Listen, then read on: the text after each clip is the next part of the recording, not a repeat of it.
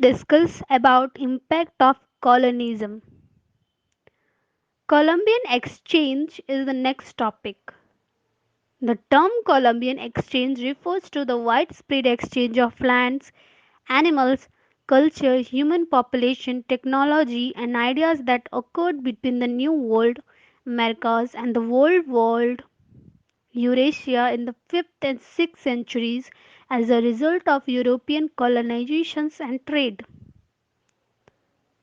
Next topic, slave trade. To effectively utilize the resources, colonizers needed immense amount of labor. During the initial year, the European settlers met labor requirements by enslaving the native populations. However, the decline in the native population led to importing slaves from Africa, which emerged as a lucrative alternative both to mercantilism. Mercantilism in a new way was both the cause of as well as effect of colonialism.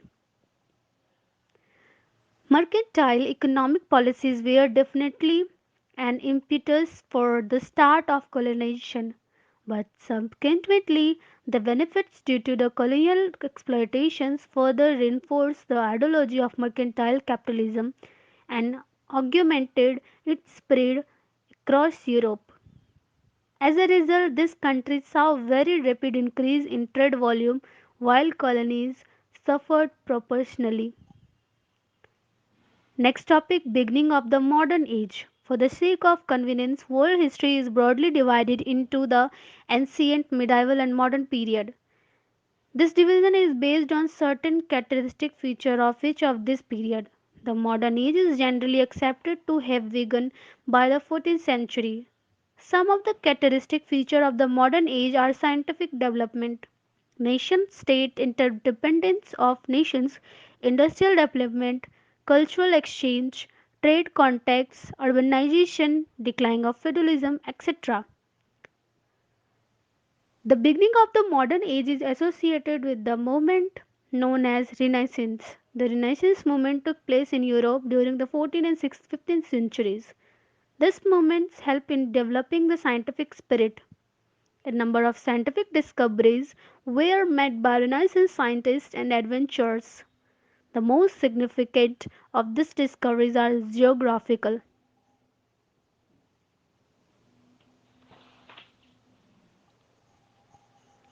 Next topic, meaning of geographical discoveries. The knowledge of the Europeans about the world was very limited during the world Middle Age. They knew of India, China, Arabia and northern coast of Africa. Some of the early travelers like Marco Polo who visited China and Japan gave European a detailed account of the eastern lands. This aroused the interest of the European about the East. The merchants of the Italy began to take an active part in trade with countries in the East. Italian cities began to prosper as a result of this trade. The fall of Constantinople in 1453 to the Turks blocked the trade routes to the eastern countries. This made the European think of an alternative route to the east. These attempts resulted in the discovery of land hitherto known. These discoveries are called geographical discoveries. Now we discuss events which help geographical discoveries. The Renaissance spirit of curiosity, discovery, and adventurism motivated the Europeans to undertake geographical discoveries. The Renaissance movement provided to sailors or better knowledge of geography. The prosperity of Italian town was the envy of the rest of Europe. This prosperity had been occasioned by Italy's monopoly of the eastern trade. Other European countries were eager to take part in this trade and break the Italian monopoly. The conquest of a Constantinople in 1453 by Turks cut off the trade link between Europe and Asia.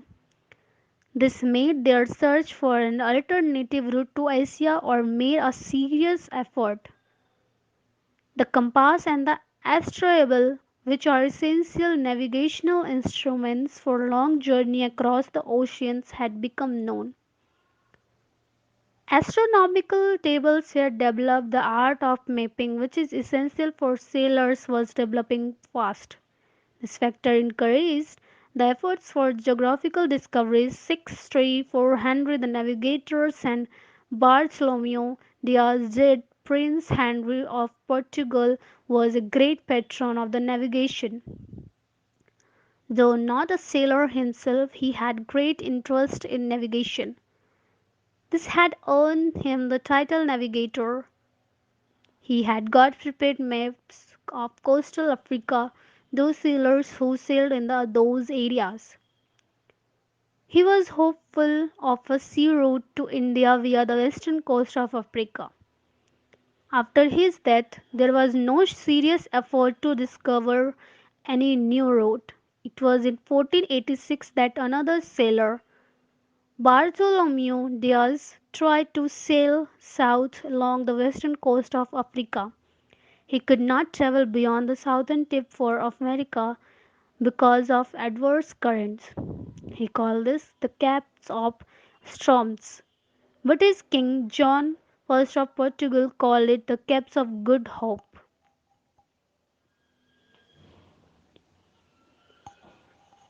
Now we discuss Christopher Columbus.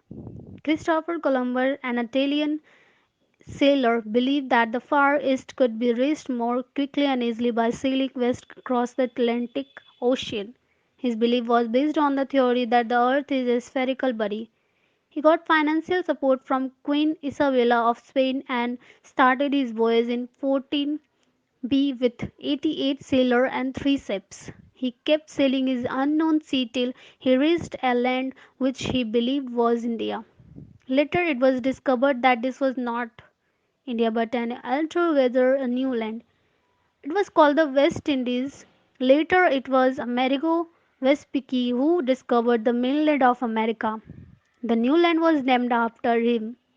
Vasco da Gama was commissioned in 1497 by the King of Portugal to proceed further than the Cape of Good Hope. After traveling for 10 months and 12 days along the west and east coast of Africa and then across the Arabian Sea, he reached Calicut in 1498. With this, Vasco da Gama discovered the sea route to India. He returned home with spices and precious stones. The value of goods he could carry was estimated to be 60 times more than the cost of his expeditions. With this discovery, the Portuguese became the master of the eastern trade. Now we discuss Magellan. Magellan was another Portuguese who undertook another great voyage during the period 1519 to 1522. He traveled along the coast of South America and reached its southern tip. The strait is named after Magellan. From here, he entered into a new ocean which he called the Pacific Ocean. Traveling across, he reached the islands which are today known as the Philippines. He was killed there, but his sailors continued their journey across the Indian Ocean and reached back to Europe. Thus, they got the credit for sailing around the world. The process of exploitation started by these people continued for some more time. Now we discuss effects of geographical discoveries. The geographical discovery had far-reaching consequences for the entire world. First one, with the discovery of the sea route to India, Italian control of the eastern trade ended. The Portuguese for a while were able to stabilize their monopoly over the Europe trade with Asian, but soon they were supplanted by the British, the Dutch and the French. Second one, the discovery of trade routes and a new land opens up new potentials for trade. A large number of articles were imported into Europe. Also, goods manufactured in Europe found markets elsewhere. Increased trade brought prosperity to the countries of Europe.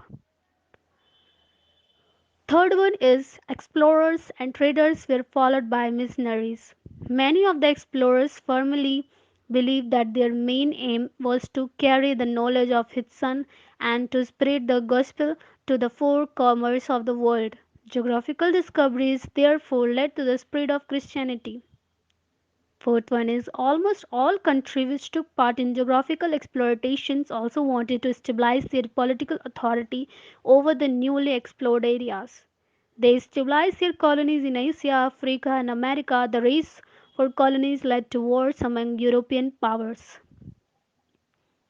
The fifth one is colonialism led to the destructions of the some new native civilizations of America.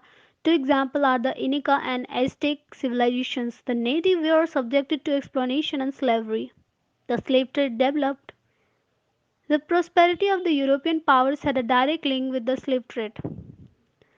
The sixth one is the establishment of the plantation, particularly of cotton, sugarcane, tobacco, become a significant development. Now, next topic we discuss about the commercial revolution. In the late 13th and early 14th century, a process took place primarily in Italy but partly also in the Holy Roman Empire that historians have termed a commercial revolution. Among the innovations of the period were new forms of partnerships and issuing of the innocence insurance, both of which contributed to reducing the risk of commercial ventures. The bill of the exchange and other forms of credit that circumvented the canonical laws for Gentiles against usury and eliminated the dangers of carrying bullion. And a new form of accounting, in particularly double entry bookkeeping, which allowed for better oversight and accuracy. Now we discuss guilds. With the financial expansion, trading rights more jealously guarded by the commercial elite. Down so the ground powers of guilds that arose in 14th century as a craftsmen uniting to protect their common interests. The appearance of the European guilds was tied to that emergency, money economy and to urbanization. Before this time, it was not possible to run a money driven organization. As a commodity, money was the normal way of doing businesses. In medieval cities, craftsmen started to form associations based on their trades. Confraterncies of textile workers, masons, carpenters, carvers, and glass workers all are control secrets of traditionally imparted technology. The arts are mysterious of their crafts. Usually, the founder were fee independent master craftsmen who hired apprentices. This guild were organized in a manner similar to something between a professionally association, a trade union, a cartel, and a secret society. They often depended on grants of later patent by a monarch or other authority to enforce the flow of trade to their self-employed members and to retain ownership of tools and the supply of materials.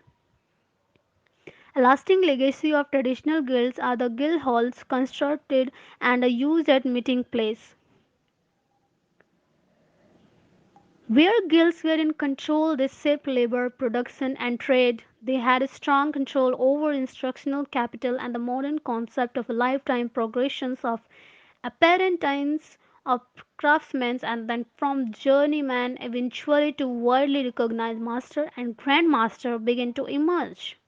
European guilds imposed long standardized periods of apprenticeship and made it difficult for those lacking the capital to set up for themselves or without the approval of their peers to gain access to material or knowledge, to sell into certain market, an area that equally dominate the guild's concern. Their finally defining characteristic of mercantilism in economics which dominated most European thinking about political economy until the rise of classical economists.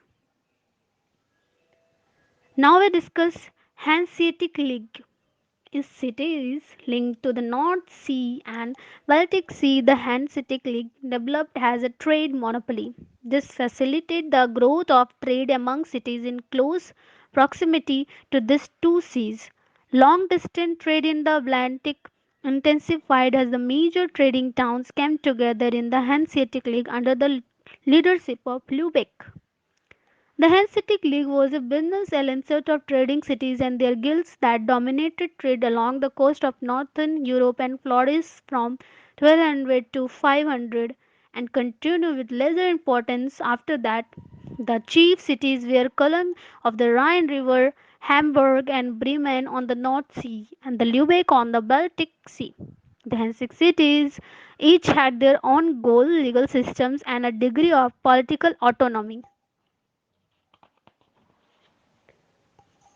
A state is a politically organized.